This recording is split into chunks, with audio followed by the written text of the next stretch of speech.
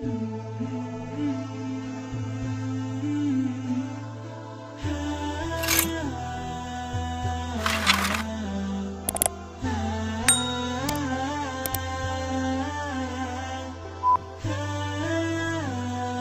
sabda Rasulullah sallallahu alaihi wasallam, kelak di akhir zaman akan ada orang-orang yang mencari dunia dengan mengatasnamakan agama, memperlihatkan di depan orang-orang bulu domba yang halus, artinya mengutamakan penampilan. Lidahnya itu lebih manis daripada madu, namun hatinya hati serigala. Allah Subhanahu wa ta'ala berfirman, untuk orang-orang seperti ini, apakah kamu akan menentangku dan mempermainkan aku?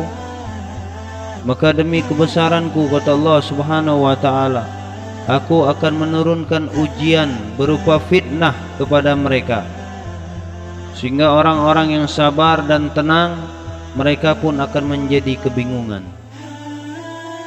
Kemudian di dalam hadis Rasulullah sallallahu alaihi wasallam juga yang lain, akan datang suatu zaman di mana manusia pada waktu itu tidaklah Al-Quran hanya tinggal tulisannya saja. Jadi Al-Quran tinggal tulisan saja, maksudnya tidak dibaca dan tidak dipraktekkan. Tidak dibaca, tidak ditadabbur, dan tidak diamalkan. Dan agama Islam itu hanya nama belaka.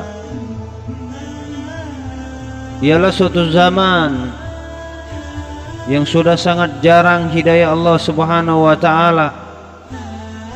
Karena kenapa? Karena mereka tidak melakukan sebab-sebab yang bisa menurunkan hidayah. Artinya hanya bicara hidayah dari Allah, tapi tidak meragukan atau tidak mencari hal-hal yang dapat menurunkan akan hidayahnya Allah Subhanahu wa ta'ala. Masjid hanya dipenuhi dengan tubuh-tubuh yang tidak berhati takwa. Sejahat-jahat manusia di zaman itu adalah para ulama, karena ulama justru sebagai sumber fitnah. Riwayat melalui daripada Abu Hurairah radhiyallahu an menceritakan bahwa Rasulullah sallallahu alaihi wasallam beliau bersabda, barang siapa belajar ilmu agama dengan niat tidak untuk mencari keridhaan Allah Subhanahu wa ta'ala dan tidak mempelajarinya melainkan kecuali hanya untuk kepentingan duniawi sahaja, maka kelak di hari kiamat orang-orang ini tidak bisa mencium baunya surga, bau surga. Al-Imam Hasan radhiyallahu an, beliau telah berkata, siksaan orang-orang pandai, alim ulama, ialah matinya hati. Ini siksaan bagi orang alim ulama. Kemudian ada yang bertanya, apa cirinya hati yang mati? Jadi bertanya seorang sahabat kepada Imam Hasan radhiyallahu an, apa cirinya hati yang mati? Kemudian beliau menjawab, dia mencari barang dunia dengan cara menjual soal akhirat.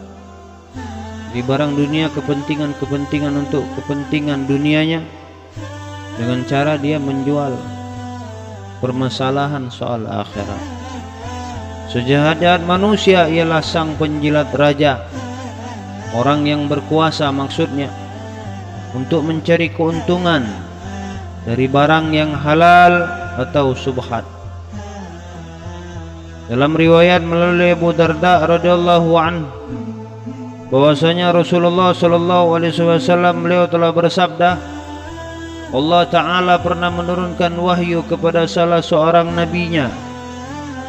Demikian, katakanlah kepada orang-orang yang belajar fikih agama yang tidak untuk kepentingan daripada agamanya, belajar yang tidak untuk diamalkan, mereka ialah orang-orang yang mencari dunia dengan cara menjual akhiratnya, memakai baju bulu kambing, tapi hatinya bulu serigala, lidahnya lebih manis dari madu, dan hatinya lebih pahit daripada buah jadam. Apakah mereka akan mempermainkan aku dan mengejekku?